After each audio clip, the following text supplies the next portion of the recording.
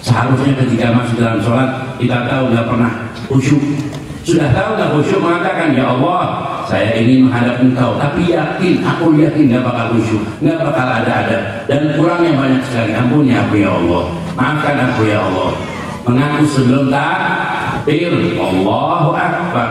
Setelah sholat baru mengaku lagi, ya Allah, benar saja. Dari mulai takbir sampai salam tidak khusyuk, maafkan aku ya Allah. Makanya para ulama mengatakan ibadah kita ini lebih dekat kepada maksiat daripada ibadah, karena nilainya 0. Tapi dengan dimulai dengan istighfar, diakhiri dengan istighfar, yang tadinya itu sholat akan dicoret oleh malaikat, karena minta maaf maka Allah ampuni dan diterimalah sholatnya walaupun kurang.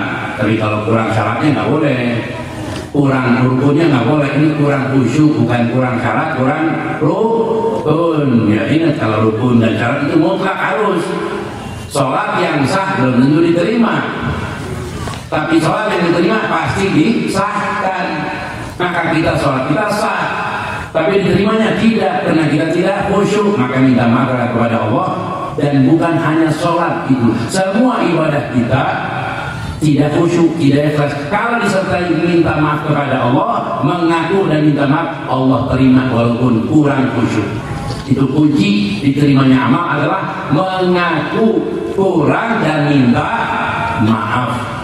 Islam satu-satunya agama yang mengajarkan kepada kita pola hidup yang sangat sempurna. Dari mulai kita lahir sampai meninggal, dari mulai kita tidur sampai bangun dari tidur, semuanya diajarkan. Sampai seorang sahabat ditanya, apa saja yang diajarkan oleh Nabi Muhammad kepada kalian? Faqala sahabi hadza allamana hatta al-qira'ah, mengajarkan kepada kita hingga cara bercebok pun diajarkan oleh Nabi Muhammad sallallahu alaihi wasallam. Bahkan masuk kamar mandi pun adabnya banyak sekali. Para ulama menghitung 60 sunnah-sunnah ketika mau masuk ke kamar mandi. Apalagi masuk dalam sholat, apalagi ketika ingin belajar agama. Masuk kamar mandi aja 60. Saya bawakan sedikit daripada itu adab-adabnya, yang mungkin kita tidak mungkin dapat melakukan semuanya, tapi jangan meninggalkan seluruhnya. Ma la yudrak kullu, la yudrak kullu. Sesuatu yang tidak dapat kita ambil seluruhnya, jangan ditinggalkan seluruhnya. Makanya berpegang kepada hadis Nabi Muhammad, wa ma amartukum bihi fa'tu minhu mastata'tum. Apa yang aku perintahkan kepada kalian, lakukan sebatas kemampuan kalian. Masuk kamar mandi, jangan lihat kotoran, jangan lihat ke atas, jangan terbuka kopiahnya dengan kopiah atau dengan handuk. Nggak mesti dengan kopiah, yang penting kepalanya tertutup. Dengan sendal, masuk kiri, keluar kanan sambil berdoa. Dan ketika berceboknya, Allahumma tahhir qalbi minan nifaq wa ahsin farji minal, sedikit yang hafalnya harus ya. Ketika keluar, alhamdulillah haba anil adha wa afani. Imam Ali membawakan satu kalimat, ya min ni'mah law arafan nas qadrah. Ya Allah, nikmatnya orang keluar dari kamar mandi kalau dia bersyukur itu nikmat. Coba kalau tidak keluar mati kitanya. Masuk kamar mandi aja adabnya banyak sekali. Jangan ketika lagi mau buang air baru minta air. Tidak, sediakan seluruhnya. Dan seluruh menghadap kiblat tidak boleh, membelakangi kiblat tidak boleh. Ada satu nuktoh, satu titik yang harus kita jelaskan di sini. Karena banyak talabatul ilmi. Nabi Muhammad SAW menyatakan, la tusyariku wa la tugharribu, la tastaqbilu qiblah wa la tastadbiruha. Jangan kalian menghadap kiblat dan jangan membelakangi kiblat. Walakin syariku aw gharribu, la tastaqbilu qiblah, jangan menghadap kiblat. Wala tastadbiruha, jangan membelakanginya, jelas. Walakin syariku, tapi menghadap timur lah. Aw gharribu, atau menghadap barat. Bagaimana itu? Mengerti tidak? Rasulullah SAW menyatakan jangan kalian menghadap kiblat atau membelakanginya. Kiblat itu arah barat bukan? Membelakanginya arah timur tidak? Arah timur. Lalu mengatakan tapi menghadap timurlah dan barat. Ya Rasulullah, ini kan kita di Indonesia. Jangan menghadap kiblat, jangan membelakanginya. Kiblat itu di arah barat dan membelakanginya arah timur. Lalu kau mengatakan, tapi menghadap barat lah atau menghadap timur. Bagaimana? Maksudnya selatan dan utara. Ternyata kedudukan kita itu pada posisi barat, timur, utara dan selatan. Contohnya, ini Ka'bah. Ya, kita barat mana barat? Sana ya. Artinya kita menghadap sebelah sini. Ya, menghadap barat tidak? Barat. Kalau Madinah tidak, posisinya bukan di situ, menghadap ke sini. Menghadap ke arah yang sebelah sini. Ini kan Ka'bah. Ka'bah ada yang menghadap barat dan selatan dan utara. Ketika posisi di sini atau di sini, maka dikatakan jangan menghadap kiblat dan jangan membelakanginya, tapi menghadap timur atau barat. Kalau posisi di sini kita bingung, jangan menghadap barat dan timur. Bagaimana ya? Ternyata posisi Madinah di sini posisinya. Jangan menghadap kiblat atau membelakanginya, tapi menghadap timur atau barat. Ada orang yang belum mengerti atau baca kitabnya tanpa guru mengatakan ini hadis salah ini. Padahal bukan salah, karena posisi Madinah pada utara Mekah, utara Ka'bah. Bukan salah hadisnya, tapi kamu yang salah. Ada masuk ke kamar mandi itu sangat banyak. Apalagi ada ketika kita masuk di dalam sholat. Seharusnya ketika masuk dalam sholat kita tahu nggak pernah khusyuk. Sudah tahu nggak khusyuk mengatakan, ya Allah, saya ingin menghadap Engkau, tapi aku yakin nggak bakal khusyuk, nggak bakal ada dan kurangnya banyak sekali. Ampuni aku ya Allah, maafkan aku ya Allah. Mengaku sebelum takbir, Allahu Akbar. Setelah sholat baru mengakui lagi, ya Allah, benar saja. Dari mulai takbir sampai salam tidak khusyuk, maafkan aku ya Allah. Makanya para ulama mengatakan ibadah kita ini lebih dekat kepada maksiat daripada ibadah, karena nilainya 0. Tapi dengan dimulai dengan istighfar, diakhiri dengan istighfar, yang tadinya itu sholat akan dicoret oleh malaikat, karena minta maaf maka Allah ampuni dan diterimalah sholatnya walaupun kurang. Tapi kalau kurang syaratnya nggak boleh, kurang rukunnya nggak boleh. Ini kurang khusyuk, bukan kurang syarat, kurang rukun. Ya ingat, kalau rukun dan syarat itu mutlak harus. Sholat yang sah belum tentu diterima, tapi sholat yang diterima pasti disahkan. Maka kita sholat kita sah, tapi diterimanya tidak, karena kita tidak khusyuk. Maka minta maaf kepada Allah. Dan bukan hanya sholat itu, semua ibadah kita tidak khusyuk, tidak ikhlas. Kalau disertai minta maaf kepada Allah, mengaku dan minta maaf, Allah terima walaupun kurang khusyuk. Itu kunci diterimanya amal adalah mengaku kurang dan minta maaf. Nabi Muhammad SAW mengajarkan kepada kita banyak hal yang bisa menjadikan kita ahlul jannah. Hai umatku, idza talatumul jannah fadlu minallah firdaus al-a'la, kama qala Rasulullah atau kama qala Rasulullah SAW. Hai umatku, kalau kalian minta surga, mintalah surga firdaus yang paling tinggi, jangan surga yang rendah. Ketika mintalah kepada kebesaran Allah, bukan kepada amal kita. Amal kita nggak mungkin masuk surga. Ikhwani rahimakumullah. Dengan maulid Rasul SAW harus kita mengenal Nabi Muhammad SAW dan apa rahmat yang Allah turunkan melalui Nabi Muhammad SAW. Dengan rahmat itu kita menyayangi perkara-perkara yang kecil, dari mulai ingin membunuh semut nggak jadi karena dilarang oleh Nabi Muhammad SAW. Mau bunuh semut aja nggak jadi, karena memang disitulah kalau semut itu bisa bicara mengatakan aku tahu engkau tidak membunuhku, karena dilarang oleh Nabi Muhammad SAW. Karena memang Nabi Muhammad SAW melarang kita membunuh semut tanpa ada sebab. Kalau ada sebab nggak apa-apa, tapi jangan dengan api. Sebab tidak ada yang berhak membakar atau membunuh dengan api kecuali Allah Subhanahu Wa Taala. Tidak boleh. Kalau kita membunuh cicak, sunnah membunuh cicak, tapi nggak boleh disiksa. Kita disunahkan membunuh ular, tidak boleh disiksa. Dan ular pun akan bicara, aku tahu kau tidak boleh menyiksa aku karena Nabi Muhammad SAW. Si ibu pun ketika mendapatkan anaknya berbakti, aku tahu engkau berbakti bukan karena perintah gurumu, tapi karena Nabi Muhammad yang memerintahkan. Anaknya mengatakan, aku tahu ibu, engkau cinta kepadaku, berkorban dengan banyak harta dan nyawa, bahkan nyawa karena Nabi Muhammad SAW. Jadi apa yang terjadi dalam kehidupan kita adalah berkat Nabi Muhammad SAW. Tetangga ingin diganggu, membakar kayu supaya asapnya keluar, dimatikan buru-buru. Ingat bahwa Nabi Muhammad akan marah ketika kita membakar sampah dan asapnya mengganggu para tetangga. Lalu bagaimana untuk menghilangkan sampah? Dari tanah dan kemudian dikuburkan akan menjadi kompos, bukan menjadi kayu bakar. Kompos itu menyuburkan tanah. Banyak sekali kalau ingin dihitung bagaimana rahmat yang Allah berikan melalui Nabi Muhammad SAW. Ikhwani rahimakumullah, Maulid Rasul SAW, hari kelahiran Nabi Muhammad SAW adalah bidayah, permulaan perubahan pada manusia, perubahan dalam sistem kehidupan manusia. Kalau kita bertanya, yang kadang kita tidak berpikiran atau kepikiran, di mana ketika kita masuk ke warung atau ke toko, beli baju, beli sendal, lalu dapat bon.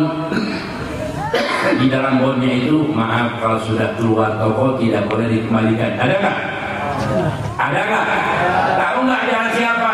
Nabi Muhammad SAW. Bukan pemerintah yang buat aturan, tapi Nabi Muhammad. Dia tidak pilih di dalam Abu Amarat itu tertera semua. Lalu ketika 3 hari, kalau sudah 3 hari nggak boleh dikembalikan. Itu khiyar apa? Khiyar apa? Itu siapa yang mengajarkan? Bukan pemerintah, tapi Nabi Muhammad, dan itu berlaku di seluruh dunia semua. Kita nggak tahu huruf-huruf itu. Subhanallah, kalau ingin dihitung banyak sekali. Tapi banyak orang Islam tidak peduli dengan hukum-hukum yang diajarkan oleh Nabi Muhammad SAW. Padahal semuanya hidup kita, mulai pakai kopiah, mulai bercermin, mulai bersisir Nabi Muhammad dengan kanan, kemudian juga bisa ke belakang. Sisirnya pun diatur oleh Nabi Muhammad SAW. Mau berludah diatur oleh Nabi Muhammad, jangan menghadap kiblat, jangan ke kanan, tapi ke bawah atau ke kiri. Meludah saja diatur, bercebok aja diatur. Apalagi masalah bisnis yang kemudian orang mengatakan dalam pemerintahan, dalam politik, orang Islam mau boleh ikut campur. Kamar mandi aja diatur, masa pemerintahan diatur? Orang ingin menguap atau bersin, sunnahnya pakai tangan apa? Tangan kiri bagian telapaknya atau punggungnya? Kenapa punggungnya? Kalau tangan kiri itu ke mulut itu mulia, nggak pantas. Jadi dengan punggung tangan kiri. Dan ketika bersin saling berdoa umat Islam. Yang bersinnya membaca apa? Alhamdulillah. Yang dengarnya yarhamukallah, semoga Allah menyayangi hamba. Lalu yang bersin menjawab lagi yahdikumullah wa yasrakum, karena memang mereka saudara. Rasul mengikat kita dengan berbagai amal agar kita menjadi saudara. Setiap bertemu salim ala man arafta wa lam ta'rif. Dalam satu riwayat juga Ibnu Hajar Asqalani dalam kitabnya Al-Amali di dalam syarah Tajrid As-Sharih disebutkan, bila dua orang muslim bertemu dan saling bersalaman, lalu bersalawat kepadaku, memegang tangan dan bersalawat kepadaku, Allah ampuni dosanya yang lampau yang akan datang. Jadi kalau kita bertemu dengan muslim, pegang salamannya, Allahumma sholli ala sayyidina Muhammad wa ala sayyidina Muhammad, itu dosa kita diampuni yang lampau dan yang akan datang. Subhanallah. Dan ampunan-ampunan yang Allah berikan itu banyak sekali pintunya. Dari mulai senyum kepada muslim setiap ketemu, assalamualaikum warahmatullahi wabarakatuh, dosanya hilang. Yang jawab waalaikumsalam, dosanya hilang. Pintu maaf, pintu taubat, pintu penghapusan dosa diberikan oleh Allah SWT melalui Nabi Muhammad dengan banyak sekali. Senyum kepada muslim, dosa hilang. Belanja kepada warung muslim, bukan ke warung yang bukan muslim, bukan ke warung yang kafir. Sangat senang Nabi Muhammad ketika kita belanja kepada orang muslim, karena muslim ini mengeluarkan zakat. Jalannya kita ke warung muslim itu dihitung sebagai pahala, tapi kita tidak melakukan. Inginnya kita apa? Inginnya kita belanja sambil jalan-jalan ke mall atau masuk ke supermarket, warung yang sebelah kita anggap nggak ada berkahnya, padahal di situ ada pengampunan dosa. Mampir di situ belanja. Kalau kita ingin berkah, anak kita sakit, dengan niat karena Rasulullah belanja di warung itu, pulang ke rumah jadi obat itu. Karena kita belanja di warung itu karena Nabi Muhammad sallallahu alaihi wasallam. Rahmat, dan orang warungnya pasti tahu, bilang, aku kesini pasti karena Nabi Muhammad ini. Iya, saudara kuliah. Kalau begitu saya kurangi karena Nabi Muhammad SAW. Masya Allah. Tapi kita maunya kebetulan ini ambil untung banyak ini.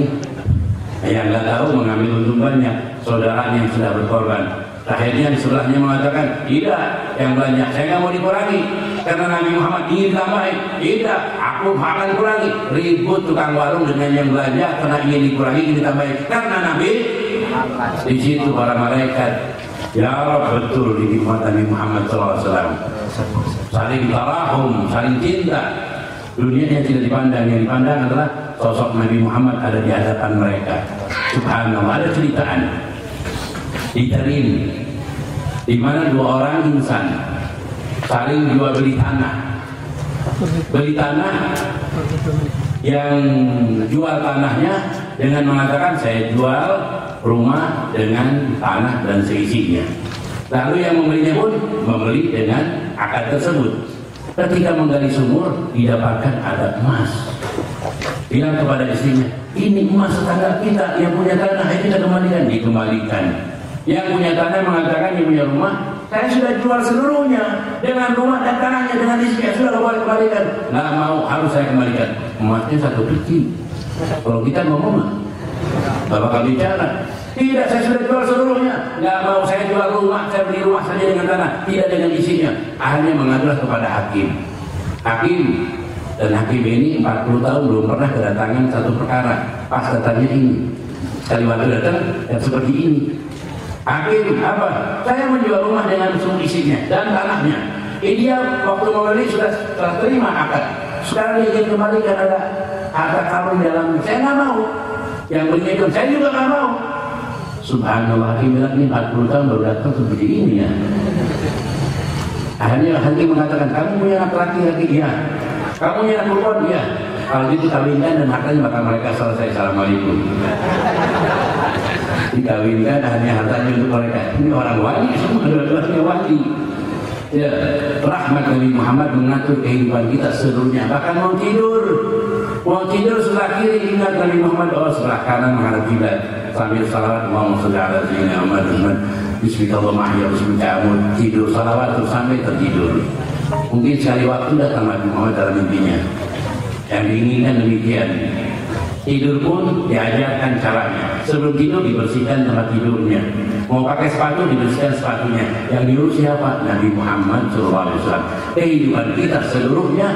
Bahkan kalau ada pohonan di rumah, karena sudah hujan lama, kering pada kering, itu menyiram pohon itu ada pahalanya. Ditulis di ratbin sedekah. Setiap pohon yang kering ada sedekahnya.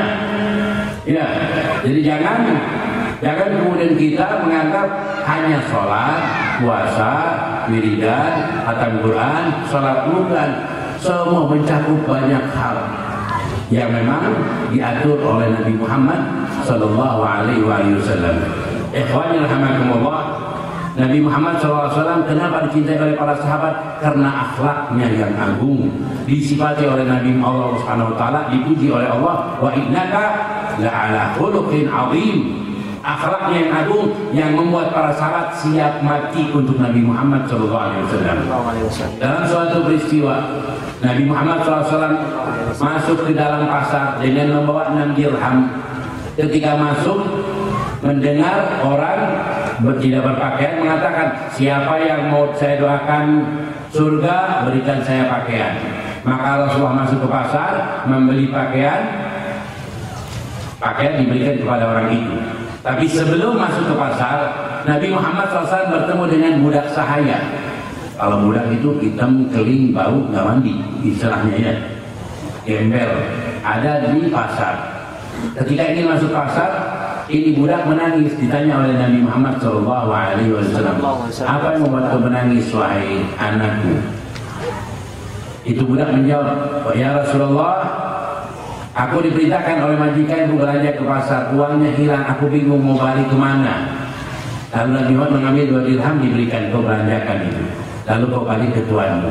Masuk ke pasar. Sebelum masuk ke pasar ada orang yang tadi bertelanjang dada mengatakan, siapa yang mau didoakan masuk surga, berikan saya pakaian. Nabi Muhammad masuk ke dalam pasar dan keluar kepada orang itu dan diberikan. Orang itu ketika melihat Nabi Muhammad, ya Rasulullah, bukan itu maksud aku ya Rasulullah, maafkan aku ya Allah. Nah ini aku berikan. Masuk lagi ke pasar dan belanja pakaiannya. Dan ketika membawa barang-barang tidak ingin diwakili orang lain, membawa sendiri, tidak ingin dibawakan oleh umatnya, oleh para sahabatnya. Setelah keluar, dilihat ada budak saya belum pergi, tapi sudah ada barang di tangannya.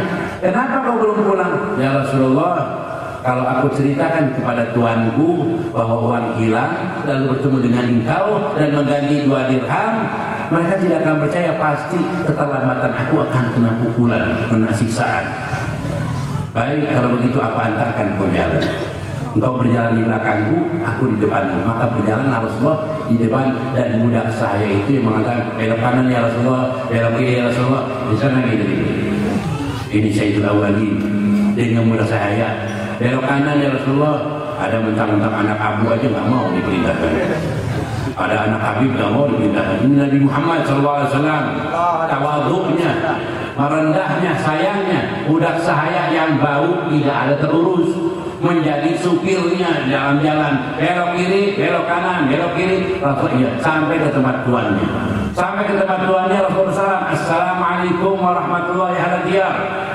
Tidak ada jawabannya. 2 kali tidak ada jawabannya. 3 kali mereka baru menjawab Waalaikumsalam warahmatullahi wabarakatuh. Rasulullah bertanya, kenapa kalian tidak menjawab pada permulaan? Ya Rasulullah, ketika kami mengetahui salam itu dari engkau ya Rasulullah, kami mohon tambahan salam untuk kami, sebab salammu tidak sama dengan yang lain. Ketika Assalamualaikum, pasti kami selamat di akhirat. Maka kami mohon tambahan salam. Ingin dapat salam ya Rasulullah?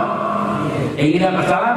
Maka kita ucapkan salam, sebab Nabi Muhammad SAW bersabda, siapa mengucapkan salam dan salam akan aku jawab, dan akan disampaikan kepadaku namanya dan nama orang tuanya, dan aku jawab salam dia. Ayo kita salam sebelum melanjutkan cerita itu ya.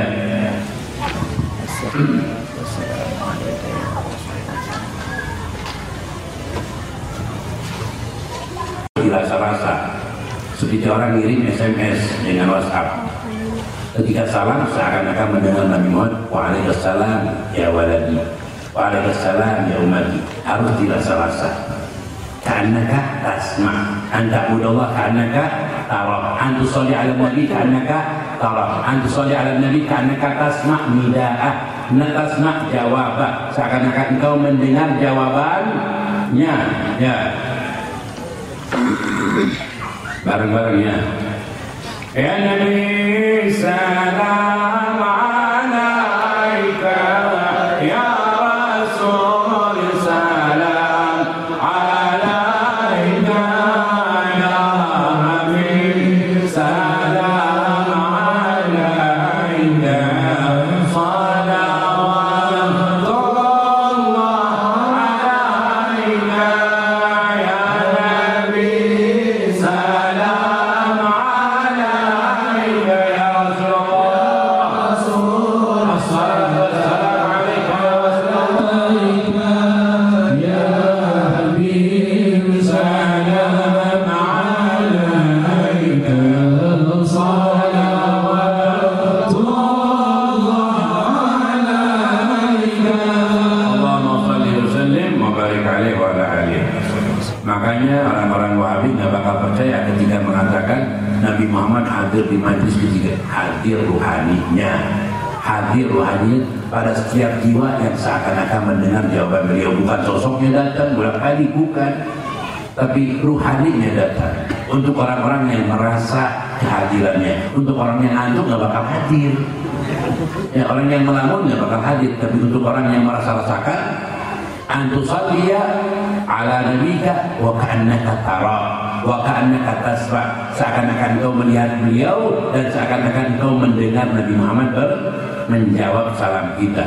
Kembali kepada cerita tadi, lalu mengatakan ya Rasulullah, wahai yang kumpul di situ ada 3 perempuan. Dikatakan oleh Rasulullah, saya datang bersama budak kalian agar kalian tidak memarahi dia.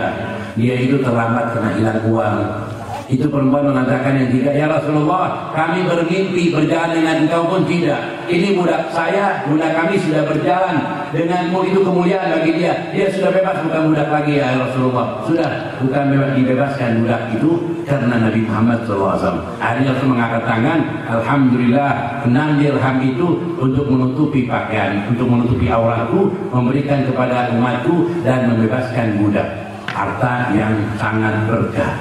Dan Nabi Muhammad SAW ketika tidak punya uang tidak bercerita kepada para sahabatnya, seperti kalau ada Abu Walid nggak punya uang di rumahnya tidak akan bercerita kepada muridnya.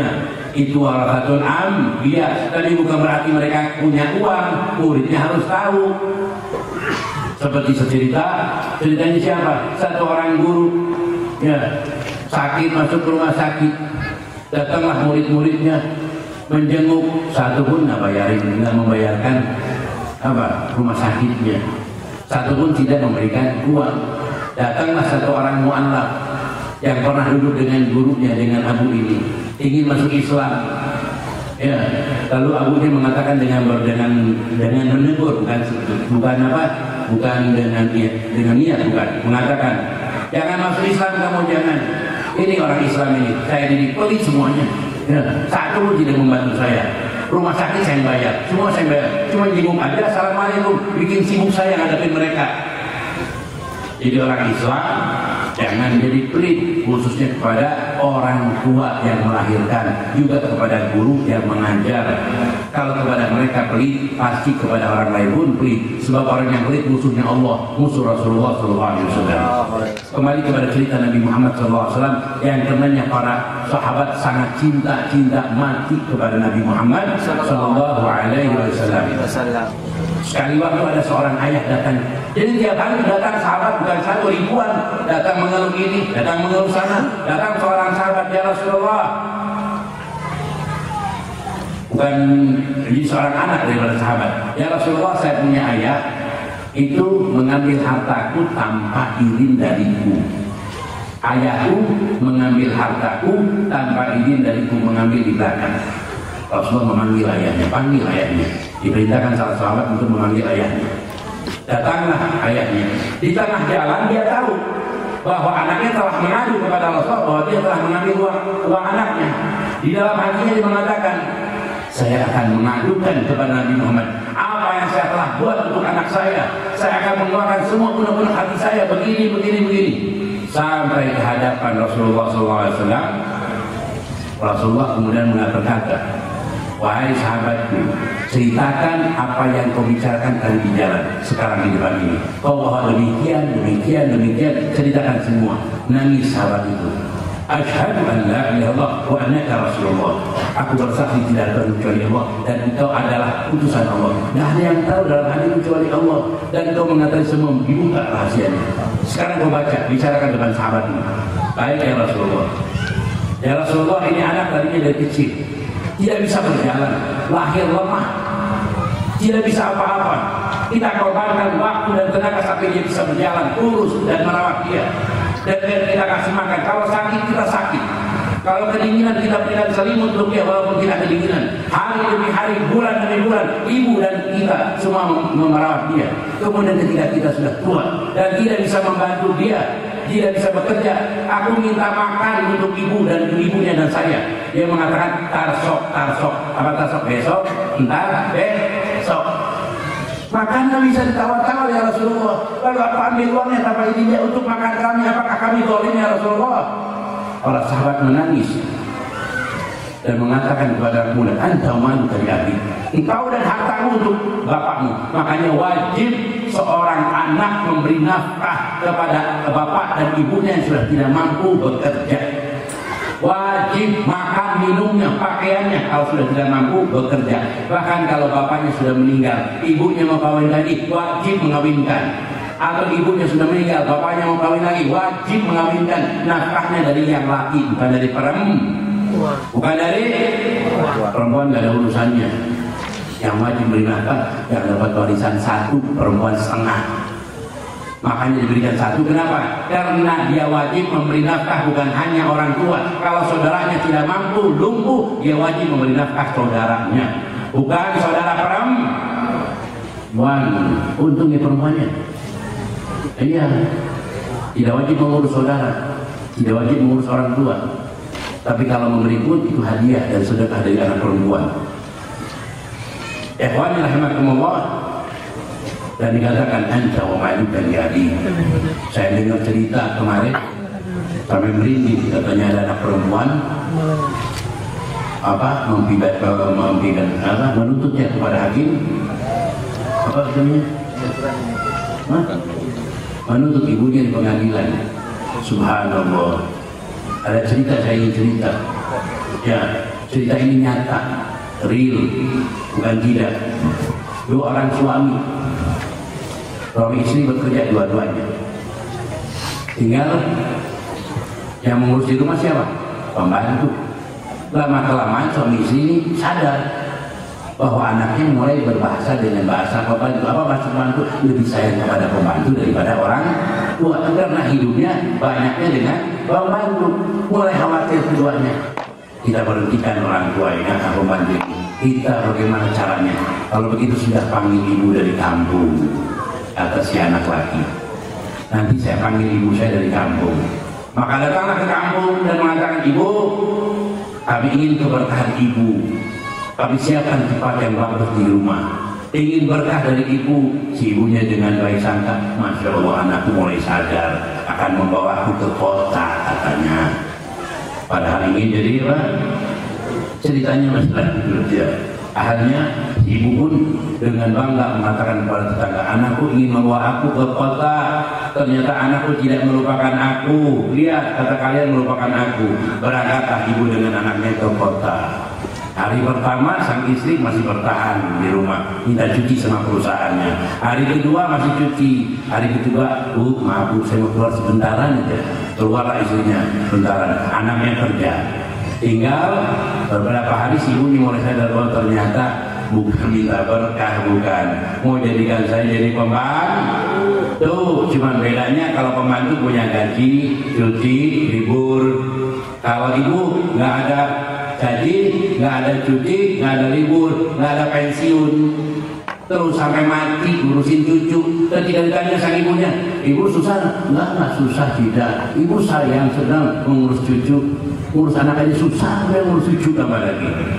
Itu bahasa yang, tapi ibu saya senang mengurus cucunya. Ya Allah, ya Rabbi, buta ini anaknya. Ngurus kamu sudah ngusap dada tiap hari, suruh ngurus cucu, ngusapnya 1000 kali ngurusnya. Berikan ibu seorang babysitter, pembantu yang akan mengurus dia kalau ingin berkah. Letakkan di rumah, kamar ada pembantunya. Ibu jangan sentuh apa-apa. Ini semuanya urusan akan mengurus ibu semua.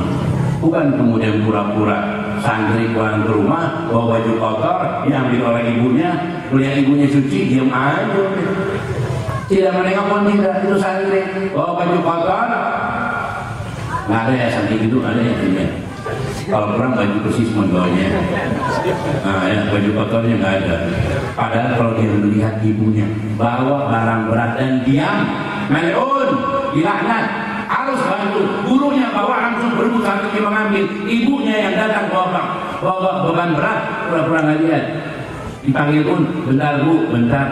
Jurai yang dipanggil dalam sholat mengatakan bentar, dilaknat oleh Allah. Jurai yang memilih sholat daripada ibunya dilaknat oleh Allah dan kena azab.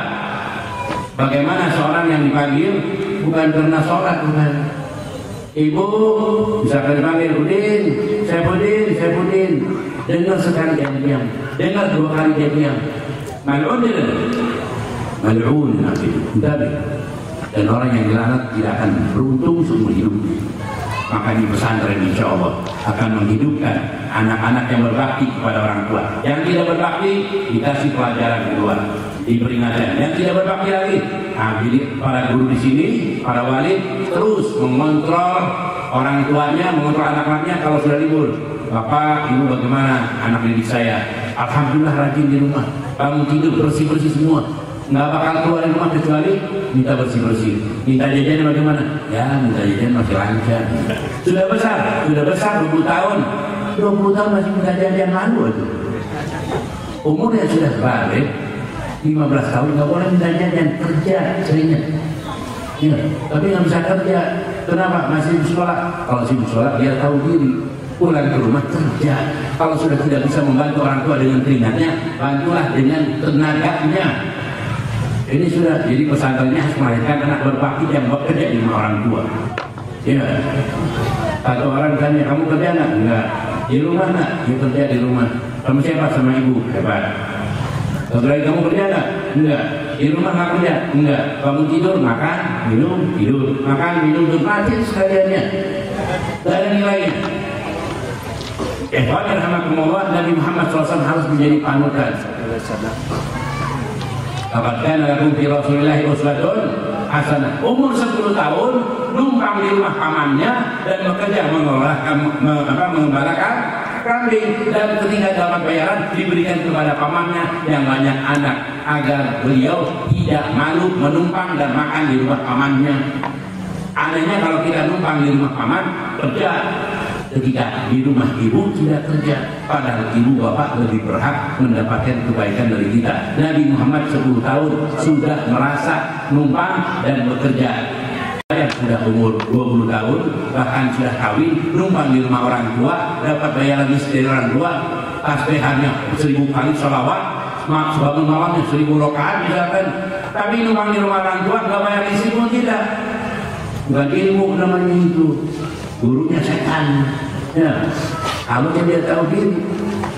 Rahmatullah, pelajaran yang kita peroleh daripada Maulid Rasul Sallallahu Alaihi Wasallam adalah bagaimana para sahabat Nabi Muhammad SAW melakukan kepada Nabi Muhammad Sallallahu Alaihi Wasallam. Akan cerita sedikit tentang bagaimana Rasulullah Sallallahu Alaihi Wasallam ketika mau meninggalnya. Ketika setelah meninggal, para sahabat memeriksa rumah beliau. Apa peninggalan Nabi Muhammad? Ternyata peninggalannya baju perang yang digadaikan kepada Yahudi demi memberi makan istri-istrinya. Berbulan-bulan itu baju perang digadaikan kepada Yahudi untuk makan istri-istrinya. Padahal para sahabat banyak yang kaya, bisa aja minta kepada mereka, berikan harta ini untuk makan istri. Tidak. Itu yang para sahabat menangis semuanya ketika mengetahui Rasulullah menggadaikan baju perangnya untuk ngasih makan istri-istrinya. Kenapa kalau sudah mengadu kepada kami? Kenapa menyalahkan semua? Tidak mengatakan bahwa Rasulullah tidak memperlihatkan kesusahannya, menyembunyikan semua. Senyum sekali waktu pernah keluar di malam hari, bertemu dengan Sayyidina Abu Bakar Siddiq. Bertanya, ya Abu Bakar Siddiq, ya Abu Bakar, apa yang membuat kau keluar? Sudah 3 hari ya Rasulullah sudah makan. Sama aku pun 3 hari, kata Rasulullah SAW. Berjalan lagi bertemu dengan Sayyidina Umar. Ya Umar, apa yang membuat kamu keluar malam-malam begini? Apa ya Rasulullah? Sudah lama nggak makan. Kita pun demikian, kata Rasulullah SAW dan Sayyidina Abu Bakar. Kemudian bertemu dengan sahabat yang mengetahui keadaan mereka. Rasulullah SAW dan dua sahabatnya mengatakan, ya Rasulullah, kami punya kambing dan gandum, ingin memasak masakan dan kalian untuk kalian ya Rasulullah. Maka Rasulullah SAW ketika ada daging pun dimakan, ketika tidak ada daging korma pun jadi, ketika tidak ada makanan maka puasa. Datang kepada Siti Aisyah, ya Aisyah, ada kami ta'am? La ya Rasulullah, tidak, ini shaim. Itulah dari ulama yang mengatakan talaffuz bin niyah ketika berpuasa apa? Rasul mengatakan tidak, ini shaim itu niat puasa. Adapun sholatnya kiasan, yang lainnya kiasan. Dalil niat di talaffuz adalah dengan mengucapkan Rasulullah indah ini. Itu dalil nutqan lafzan bin niyah, tapi sunnah hukumnya. Kemudian ketika sekali waktu datang, ya Rasulullah, kita mendapatkan bubur dari salah seorang sahabat. Lalu Rasulullah mengatakan, hati ya Aisyah, bawa kemari Aisyah, tadinya aku berniat puasa, karena ada makanan aku berbuka. Jadi ketika tidak ada makanan berpuasa, ada makanan berbuka puasa, ringan sekali dan tidak ada pemaksaan. Suatu hari di sini Rasulullah SAW, Allahumma sholli alaihi wa ala alihi, di dalam tak banyak kisah para sahabat. Tadi kisah apa sebetulnya? Ada ingatnya? Apa ingatnya? Rasulullah SAW apa kisahnya? Oh ya, katanya pada tidur. Mau cerita nggak? Ada cerita lagi namanya Thor Muhammad, tapi nggak mau cerita, takut singgung. Ada yang minta saya kasih nanti. Ya terakhir, apa nih Thor Muhammad? Ya, saya ceritakan, tapi kalau nggak, saya tutup ceritakan. Cerita Nabi Muhammad SAW ketika Rasulullah SAW kedatangan seorang sahabat. Kemudian sahabat ini tadi masalah makan bertiga dengan sahabatnya. Rasulullah SAW China Umar ketika sudah mendapatkan makanan dan belum disentuh, Nabi Muhammad mengatakan, ingat wahai sahabatku, ini makanan akan dituntut di hadapan Allah. Semuanya akan dituntut. Subhanallah, belum makan jadi nggak nafsu ya. Ya Allah, mulai tuntut dagingnya, buburnya sudah ada. Di dalam semua akan ada tulisannya, catatannya. Siti Aisyah bertanya, ya Rasulullah, kalau makan 2 hari termasuk israf nggak, berlebihannya? Iya, termasuk israf makan 2 kali. Apa? 2 kali sehari. Saya datang ke daerah tempat saya di sana di Bogor. Pagi sarapan 2 kali, makan siang 2 kali, makan malam 2 kali, belum jajannya. Kira-kira israf nggak? Israf ya. Kalau orang Aceh ini ada sarapan pagi sekali, malam sekali, cuma 2 kali makan. Ya, bukan fikuli makan bukannya. Ada istilah sini fikuli makan. Ya. Orang sana, orang Bogor kalau makan 2 kali. Pada zuhur jam 10 dan jam 5 di situ nggak makan lagi. Itu di sana orang Bogor. Yang kampung-kampungnya, kalau kotanya sudah ketularan. Makan 2 kali, jajannya 10 kali. Ya. Jadi kembali kepada cerita tadi, Abu Hurairah keluar dari masjid. Dia ketika keluar dari masjid dia bertanya kepada Syekh Siddiq tentang hukum agama. Setelah sholat Jumat biasanya orang makan, mengundang orang teman di rumah makan, dimakannya dia. Saya punya orang tua, ketika habis Jumat menyediakan makanan untuk siapapun yang baru makan bersama habis Jumat itu. Ini Abu Hurairah mencari sahabat yang bisa membawa tangannya ke rumahnya makan bersama. Maka bertanya kepada Syekh Siddiq tentang hukum-hukum, dijawab oleh beliau, tapi tidak menarik tangannya ke rumah. Lepaslah tangannya, cari lagi, oh Sayyidah Umar ini, panggil lagi, tanya hukum, dijawab, apa menarik tangannya. Ya Allah, ini sudah seminggu nggak makan ini, pengen ada orang yang narik tangannya. Subhanallah, keluarlah Nabi Muhammad SAW dari masjid. Dan ketika ingin bertanya, langsung mengatakan, ya Abu Hurairah, mari ke rumah, kita jalan bersama. Nangis Abu Hurairah, maka udah lapar sekali. Datang kepada rumahnya, ya Aisyah, ada makanan apa di rumah? Ada 1 muk ini kira-kira 1 mud, 1 liter susu ya Rasulullah. Nah, kebetulan bawa keluarkan, dilihatlah 1 liter susu di hadapan Abu Hurairah. Dibawa oleh Nabi Muhammad SAW. Ya Abu Hurairah segera ini 1 susu, 1 muk, coba bakal saya nih, bakal minum. Ternyata Nabi Muhammad mengatakan apa? Ya Abu Hurairah, kau panggilkan temanmu Ashabus Suffah yang miskin. Berapa jumlahnya? 70 orang. Abu Hurairah bilang, bakal saya nggak cukup apalagi 70 orang, tapi saman wafatan mendengar dan Rasulullah saya bawakan. Datanglah Ashabus Suffah itu orang-orang tasawuf, makanya tasawuf diambil daripada mereka Ashabus Suffah, karena mereka menggunakan suf, kain apa, kulit hewan, kulit kambing. Dipanggillah mereka, berkumpul di hadapan Rasulullah, masuk satu persatu, dikasih minum, keluar, minum keluar sampai habis seluruhnya keluar dengan Abu Hurairah dengan Rasulullah SAW. Kau minum Abu Hurairah, diminum oleh orang, minum lagi. Sebelum itu mengatakan, ya Rasulullah, engkau dulu jangan saya. Rasulullah SAW menjawab, Sa'idhum akhiruhum, yang memberi minum yang terakhir. Yang memberi minum yang terakhir para sahabat yang kumpul itu Nabi.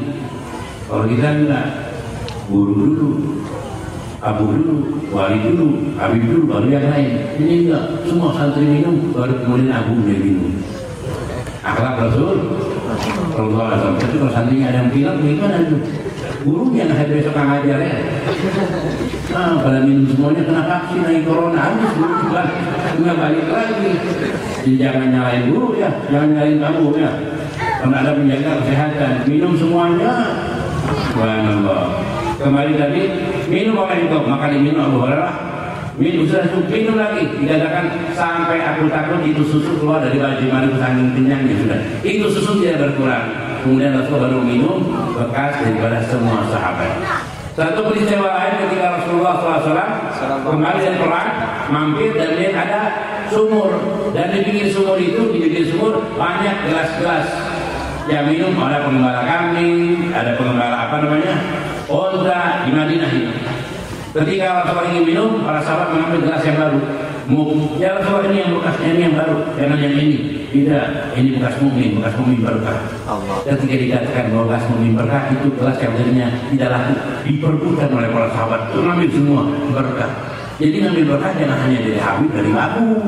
Antara muslimun berkah. Bekas muslim adalah munkar. Siapa yang bersabda? Nabi Muhammad. Kecuali kalau dia kena corona atau lagi pilek, lagi batuk, TBC, bukan berkah dapatnya. Ya, apa selain berkah? Musibah. Ya subhanallah. Jadi kalau sahabat cinta kepada Nabi Muhammad bukan main. Sangat cintanya itu dengan ruh dan jasadnya. Sehingga diriwayatkan oleh Imam Bukhari, ketika Rasul berwudu itu berebut di bawah mengambil air bekas wudunya. Bahkan ketika meludah, bukan dengan sengaja Nabi Muhammad SAW meludah. Itu para sahabat seperti orang kalau kiper, ngambil apa bola, aku lompat itu, ngambil udahnya dan dibagi-bagi. Subhanallah, cintanya kepada Rasulullah. Allahumma shalli wa sallim wa barik alaihi wa ala alihi. Karena Nabi Muhammad SAW ketika berkata sesuatu dan melakukan sesuatu di hadapan para sahabat. Datang sahabat Rasulullah, ya Rasulullah lagi perang. Matanya di bawah begini, ya Rasulullah saya baru kawin, ya Rasulullah ini mata saya sudah keluar, istri mah bakal menerima kalau baru kawin. Diambil matanya, dikembalikan kembali semula dan makan sempurna di depan seluruh sahabat. Ini merupakan jadi sahabat sampai dikatakan, ya Rasulullah ini tidak aku sujud kepadamu. Karena banyak hal yang di depan mata sahabat, hal yang luar biasa yang mujizat tidak terbayang. Sampai mujizat yang pernah terjadi disebutkan dalam Al-Quran, iqtarabatis sa'atu wa insyaqqal qamar. Bulan terbelah dua.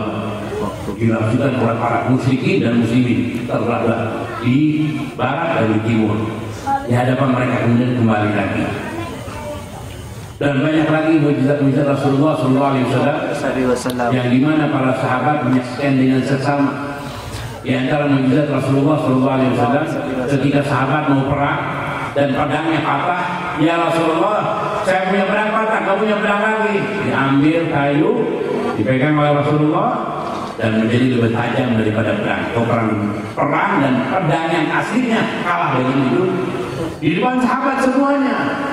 Bukan hanya katanya, bukan. Kalau kita dalam seperti itu sudah anggap Tuhan menilainya. Wah ini hebat. Rasulullah bukan hanya banyak lagi, seperti memperbanyak makan, memperbanyak minum, orang yang sakit sembuh dan seterusnya. Ditambah dengan ajaran yang sangat mulia, yang sangat agung, mengurus kehidupan kita dari mulai lahir sampai kita meninggal. Bahkan dalam liang lahat pun diperintahkan seperti di sini, kalau liang lahat itu lubang lahatnya, lubang lahat itu lubang lahatnya tanahnya gembur di sini, gembur itu jatuh. Kalau digali miring jatuh nggak? Ada yang jatuh, ada yang tidak. Ketika jatuh namanya lahatnya kecil dan mayat tidak bisa masuk. Maka yang dipilih adalah dengan syak, yaitu kuburan di dalam kuburan. Sebab kalau dipaksakan susah. Lalu kemudian ketika dikuburnya, apakah papannya tebal 4 cm atau 2 cm? 2 cm. Kalau orang tidak di atas patah langsung, dan yang dikuburnya udah keinjek sama yang diinjek. Tapi nggak ada yang peduli, mestinya 4 cm atau dengan apa namanya bambu-bambu yang kokoh baru diinjekin. Ini 2 cm apa 4 cm di sini? Biasanya umumnya 2. Kalau diinjek yang umur 15 tahun patah nggak? Patah nggak? Patah. Apalagi berantakan yang injek-injek semua, dan yang injeknya tukang kubur mestinya anak-anaknya. Oh saya nggak tega lihat itu tukang kubur injek bapak kamu. Ayo injek terakhir, kalau kamu injek pakai tangan digitunya, pakai papan gitu dan kamu injek. Dan ketika diinjek Tapi yang saya ingin lihat tuh papannya kecil sekali, tipis. Makanya kalau ada orang mengatakan itu kuburan simpulan itu baru 2 hari sudah melesat ke dalam, itu pasti kena ada, bukan kena ada, papannya patah itu. Katanya kena ada, katanya dia. Papannya yang pertama itu tipis. Mungkin kalau ibu nggak pernah lihat, kalau nggak lihat. Jadi kalau ada lihat, maka didouble lah papan yang 2 cm menjadi 4, didouble. Atau pesan langsung kepada sebab itu uang untuk penguburan dari warafah mayit, dari uang mayit, bukan daripada anak atau tetangga. Harus diadakan menjaga kehormatan mayit. Begitu kan? Sebelum dibagi-bagi harus dikeluarkan apa? Tajhizul mayit, harus dikeluarkan dari uang mayitnya, nggak perlu dari tetangga, nggak perlu dari anak. Allah sudah menyisihkan itu uang untuk penguburan mayit, maka pilih hanya 4 sen. Kalau yang 5 cm lebih bagus, uangnya ada. Tapi kalau 10 cm ya warisannya boleh komplain. 10 cm itu apa? Ya. Juga kain kafannya, jangan kain kafan yang kayak kayu seperti karugoni. Tahu karugoni yang kasar. Makanya dikatakan di dalam kitabnya bihir batin yaliku lau la isahu fi yaumihi, bermakna dengan kain-kainan yang pantas dipakai sehari-harinya. Kira-kira kain kafan yang kita berikan kepada mayit pantas nggak dipakai bakal kondangan? Pantas nggak bakal sholat? Ada kasar. Di sini kasar. Ya kasarnya. Kasar juga yang kasar. Mau dipakai anak itu juga bakal menjadi. Akan bapak ini kain apa ini? Diberikan kepada mayit kain yang halus, tidak mau halus sekali, tidak menguasai, itu hak mayit harus diperbaiki. Baik dengan masalah papannya, masalah kain kafannya halus. Jangan kemudian berlalu tanpa ada yang peduli, kesian mayitnya. Kalau bisa teriak-teriak di kain kafan judulahannya. Ya kawan rahmatullah, Rasulullah mengatur seluruhnya hingga dalam kuburannya. Bukan kemudian hanya mengatur sholat dan puasa, hingga rumahmu diatur. Apa-apa yang kita lakukan masih jauh daripada Islam. Kenapa? Dalam hukum, di dalam muamalah disebutkan membangun rumah itu bukan bab muamalah, bukan bab syubhat atau bab harimidar. Harimidar adalah perbatasan antara rumah kita dengan rumah yang lainnya. Dari depan, dari belakang, dari kiri, dari samping kanan, samping kiri, tidak boleh dibangun 1 meter persegi. Itu milik bersama. Tetangga saya 1 meter, tetangga saya pun 1 meter. 2 meter tidak boleh digunakan oleh si A, oleh si B. Hanya untuk pengudaraan, untuk pengairan, dicontohkan oleh yang dicatat dalam kitab. Tapi kita tidak mengamalkan. Ada yang mengamalkan ya? Mungkin di sini rumahnya berjauhan, tapi kalau di Jawa rumahnya berdempetan, kadang 1 tembok, 2 rumah. Kalau di sini alhamdulillah rumahnya berjauh, kalau 1 meter, kadang 5 meter ya jauhnya, masih untung. Tapi nanti kalau kita bangun rumah jangan sampai berdempetan. Jadi kalau perumahan-perumahan, pasti perumahan pasti berdempetan. Ada nggak perumahan itu? Ada. Bagaimana? Berdempetan? Berdempetan, dan itu tidak diterapkan dalam Islam. Kalau satu mentok palu, jangan berisik, ini tembok saya. Oh, tembok kamu, ya udah diambil palu, paku yang besar lagi, belum. Jangan berisik, tembok saya. Hanya ribut gara-gara itu tembok berdekatan. Jadi bukan masalah rumah pun diatur, masalah penguburan diatur, pakaian pun diatur, jangan bening. Jangan terantapan, jangan ketat untuk perempuan, demikian dan seterusnya, diatur seluruhnya. Jadi alhamdulillah ala nikmatil Islam. Sebelum saya lanjutkan, membaca salawat dulu ya, supaya ada sesi tanya jawab nanti ya. Yang mau tanya silahkan bertanya, jangan kemudian mendengar saja tanpa ada mengambil informasi. Seperti cerita tadi, Thawr Mu'am, mau ceritanya nggak Thawr Mu'am? Betul. Tadi soal. Nah,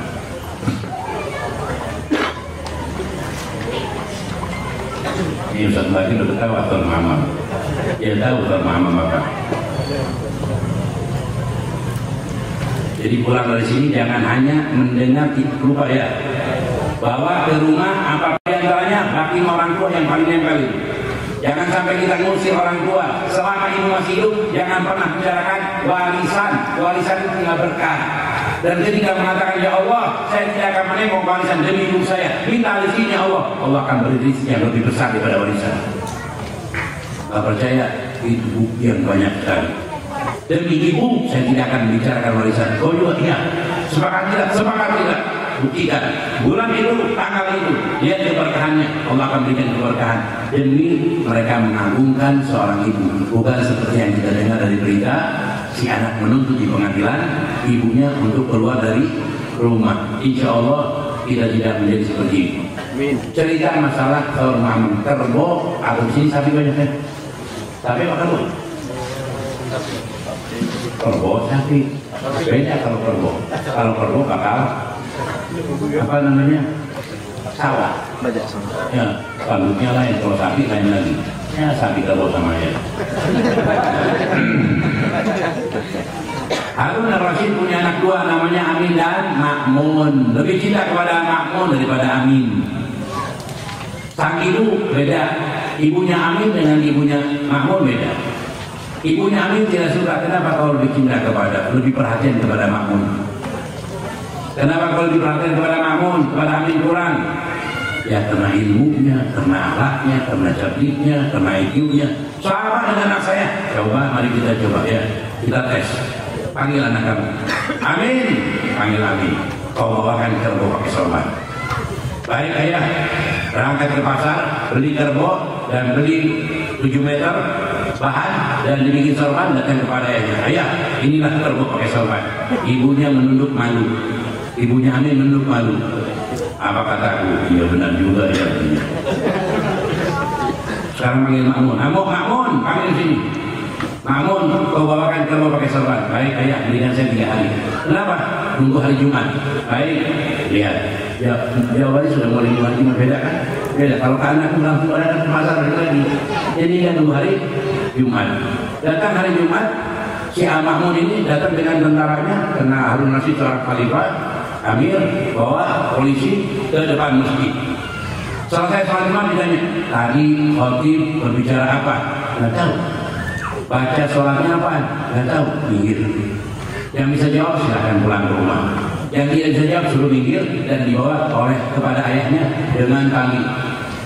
Ayah, ini semua kerbau pakai sorban. Si Amin yang ibunya lalu benar juga ya. Apa? Dengar khutbah 1 jam 2 jam hebat khutbahnya. Yang bicara nggak tahu. Subhanallah. Sama dengan cerita satu orang yang dijadikan teman oleh Nabi Isa. Nabi Isa suatu hari berjalan seorang diri, minta kepada Allah, ya Allah berikan aku teman dalam perjalanan, sebab makruh berjalan sendiri. Nabi Muhammad SAW menyatakan makruh kalaupun lelaki berjalan berdua, 3 yang sunnah. Kalau berdua makruh, sendiri lebih makruh lagi. Kalau ada kecelakaan nggak ada yang bantu. Anaknya udah sendiri ke bawah handphone lagi, tinggal bapaknya bingung, di mana tempatnya nggak tahu. Telepon nggak ada, telepon di mana? Ketinggalan di samping. Innalillahi wa inna ilaihi raji'un. Sudah anaknya nggak ada beritanya, teleponnya ketinggalan di samping. Nunggu sampai jam 12 balik-balik, khawatirnya. Kadang durhaka itu tidak sengaja, ya demikian itu. Membuat orang punya was-was, susah tidur. Sedih, ya Allah anak saya jam 12 malam, bagi perempuan musibah sudah. Nggak adanya pas datang dengan tanpa dosa, assalamualaikum bapak. Bapak juga hidupin dari mana? Dari situ. Kalau sini minta maaf karena berangkat tanpa ada tempat tujuan dan sebagainya. Kemarin pada cerita Nabi Isa, ini kelamaan. Enggak. Lanjut. Syukur. Assalamualaikum warahmatullahi wabarakatuh. Masih penasaran ya? Kalau cerita itu nempel di hati. Kalau hukum jatuh di jalannya. Hukum apa? Makruh, wajib, sunnah. Tadi apa? Nggak tahu hukumnya, nggak tahu. Kalau cerita diingat terus. Ini ceritanya Nabi Isa mendapatkan teman. Lalu ditanya oleh Nabi Isa, kau bawa bekal apa? Saya bawa bekal roti 1. Bagus. Saya membawa 2 bekal roti. Kau pegangnya jadi 3 roti. Kita berjalan dan nanti itu bekal kita makan bersama. Baik, berjalanlah. Sampai mereka merasa lapar, Nabi Isa mengatakan, ayo sekarang kita makan. Buka bekalnya. dibuka bekalnya. Nabi Isa heran, kenapa cuma 2? Nggak tahu. Yang satu kemana? Nggak tahu. Bukannya kamu yang pegang? Iya. Lalu kemana? Saya juga nggak tahu kemana. Kamu yang pegang? Iya. Jadi nggak tahu. Nanti sudah kita makan bekal yang ada makan, yang mau ribut-ribut makan. Sisa 1. Sampai kemudian besok harinya makannya bukan seperti kita yang pikuli makannya. Ya kali makan salah. Ya. Di Aceh sih enggak. Pikul 5 gal makannya. Lebih parah lagi ya. 5 gal makan. Ada cerita makan. Ada cerita makan. Ya. Kembali apa? Besokannya ayo kita buka itu bekalnya. Dibukalah bekalnya. Nabi Isa bertanya, ini kok tinggal 1, yang satunya kemana itu roti? Wallahu a'lam bishawab. Bukankah kau yang pegang dia, tapi aku nggak tahu kemana. Assalamualaikum. Waalaikumsalam. Ya, alhamdulillah. Ahlan wa marhaban. Lalu Nabi Isa bertanya, nggak tahu. Baik, kita makan sekarang bekal yang terakhir. Setelah makan bekal yang terakhir, lalu nggak ada lagi bekal. Besoknya lapar. Lalu bertanya, Nabi Isa minta kepada Allah agar diberikan rezeki, maka diberikanlah rusa. Lalu dipotong rusanya, lalu dimakan. Setelah dimakan, minta kepada Allah hidupkan lagi, hidup dan jalan lagi rusaknya. Lalu Nabi Isa mengatakan, demi Allah yang telah memberikan rezeki dengan cara demikian, aku bertanya, roti yang satu kemana? Nggak tahu. Wallahu a'lam, nggak tahu juga. Akhirnya Nabi Isa pasrah dan terus berjalan. Ketika di hadapannya ada kali ingin berlalu, tidak berani ini orang. Nabi Isa mengatakan, jangan.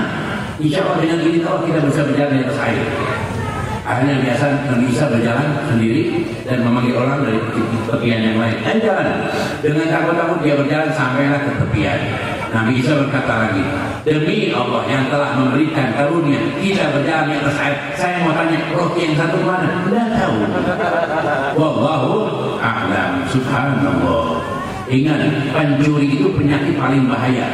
Walaupun dengan sumpah Quran dia tidak akan mengaku walaupun 5.000 yang dicuri. Sumpah Quran saya mencuri. Sifat mencuri paling bahaya. Demi ibunya nggak bakal dia mengaku, demi bapaknya nggak bakal mengaku, demi Nabi Muhammad nggak bakal mengaku, demi Allah pencipta langit nggak bakal mengaku. Jadi hati-hati sifat mencuri. Jangan pernah terjadi pencurian di sini. Kalau sudah sifat mencuri, nasihati sama dia. Pencurian itu tidak akan dapat mengaku walaupun dengan nama Quran seluruhnya. Sumpah Quran. Kasih tahu semuanya, 5.000 tidak seberapa dengan Quran. Jangan sampai demikian, mengakukan. Jadi setiap pesantren selalu ada sifat demikian. Dudukan itu anak, sadarkan dia. Kalau masih mencuri juga, keluarkan. Kalau sudah penyakit, bahaya. Sebab di rumah juga, bahkan itu pakai korbannya. Aku janganlah suruh pulang ke rumahku. Kenapa? Di rumahku korbanku banyak sekali di rumah. Di pesantren apalagi semua santri teriak semua. Jadi bapaknya pun nggak berani nerima. Di pesantren nggak berani nerima. Di mana tempatnya? Di penjara. Penjara juga ampun. Jangan masuk penjara pencuri. Semua yang curi semua. Di penjara juga dicuri semua. Makanya hukuman mencuri kalau sudah penyakit potong. Kalau sudah penyakit, kalau sudah penjara minta ampun dari dia. Bapak ini anak bapak, kami tidak berani memenjarakan di sini. Maaf, silakan berikan lagi. Penjara sudah nggak kuat. Mungkin di neraka juga curi. Musibah. Akhirnya sudah. Ketika selesai demikian, ya Allah pisahkanlah aku dengan orang ini. Maka berpisahlah anak muda itu dengan siapa? Dengan Nabi Isa. Setelah berpisah, sebelum berpisah maaf. Ya Allah pisahkan aku dengan anak muda ini. Maka anak Allah memberikan harta karun. Diberitahukan ada harta di satu tempat, engkau berpisah dengannya. Ketika dapat itu harta karun, Nabi Isa mengatakan, sekarang kita dapat harta karun, kita bagi 3. Kenapa bagi 3 katanya? Dia bagi 3. Untuk saya 1/3, untuk kamu 1/3, untuk yang megang roti 1/3. Saya megang roti, baru ngaku dia.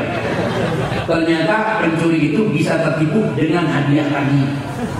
Dengan hadiah lagi baru bisa Kalau ada pencuri bilangin, ya, siapa yang menemukan barang saya akan beri hadiah 100.000. Dicurinya 10.000, saya akan hadiah 100.000. Langsung keluar pencuri. Saya menemukan ini 10.000. Nah, pencurinya itu orang. Ya, hadiahkan 100.000. Ya, wah ini pidato viral ini. Udah ketahuan semua, pada tahu semua. Akhirnya, kalau kamu sudah mengaku, ambillah ini harta kepada kamu, bawa sana. Dibawalah oleh dia. Berpisah dengan Nabi, bisa. Di tengah jalan bertemu dengan perampok, 2 orang. Ketika ingin dirampok, dia mengatakan, kamu ingin halal atau haram? Maksudnya, kalau ingin halal tidak bagi 3. Ingin haram silahkan, tidak akan berkah. Itu bakal kamu, kena adab kamu, bakal kena siksa, bakal kamu. Mendingan halal aja sudah bagi 3. Perampok bilang, ya bagusnya bagi 3 ya, sudah bagi 3. Bagi 3 lah itu harta. Berjalanlah mereka bertiga. Ketika sudah hampir malam, mereka ingin menginap di satu gua dekat perkampungan. Salah seorang mereka mengatakan, kita lapar, kita beli makan. Yang temannya, bekas temannya bisa mengatakan, aku beli makanan, kita makan bersama. Berjalanlah dia ke kemana? Ke kampung itu beli makanan. Di tengah jalan dia berkata, enak saja milik saya bagi 3. Saya akan kasih racun untuk makanan untuk saya sendiri, biar mereka mati semua. Ya, dunia bisa memisahkan keluarga, anak dan orang tua. Dunia tidak akan lagi pandang orang tua. Dunia warafah, warisan itu penyakit, nggak ada berkahnya. Ya, boleh menerima, tapi jangan kemudian menjadi yang paling banyak. Ya, serahkan, ada pemerintah mengatur semua warisan, atur seperti ada ulama dan sebagainya. Ternyata setelah membawa makanan yang di dalam gua pun mengatakan berdua, daripada bagi 3 ngapain, lebih baik bagi 2, lebih banyak. Ya sudah, terus bagaimana? Masuk kita gebuk makin dia. Maka kemudian ketika masuk dibunuh oleh 2 orang itu, matilah dia. Dan mereka mengatakan dapat makanan dan dapat emas. Alhamdulillah. Pas makan mati semua. Ternyata harta itu bukan membawa berkah, tapi membawa kematian. Itu yang saya sampaikan. Semoga bermanfaat. Kalau ada soal jawab silakan. Wassalamualaikum warahmatullahi wabarakatuh. Saya akan bertanya, boleh? Saya akan bertanya kepada kalian. Berapa kali niat wudu untuk anak-anak kalian? Berapa kali niat orang berwudu? Anak kecilnya mana? Berapa kali niat berwudu? Ada anak kecilnya? Coba, anak kecilnya siapa? Berapa kali niat berwudu? 3 kali atau 4 kali? 2 kali. Ketika berniat ingin sunnah wudu, membasuh tangan, nawaitu sunnatal wudu. Ketika basuh muka baru nawaitu wudu. Kadang orang berniat wudunya di tangan. Ibu-ibu yang mungkin tidak mengerti, harus mengerti. Niat wudu ada 2 kali. Ketika membasuh tangan, nawaitu sunnatal wudu, dan ketika membasuh muka, nawaitu wudu. Yang kedua, saya mau tanya, dalam fikih, bukan bertanya, tapi cerita. Seorang santri masuk rumah sakit, kakinya digipsum, diperbannya. Tangannya diperban, tangan diperban, kaki diperban. Berapa kali tayamum? Tayamum 1 kali atau 2 kali? Tayamum 1 kali atau 2 kali? Hah?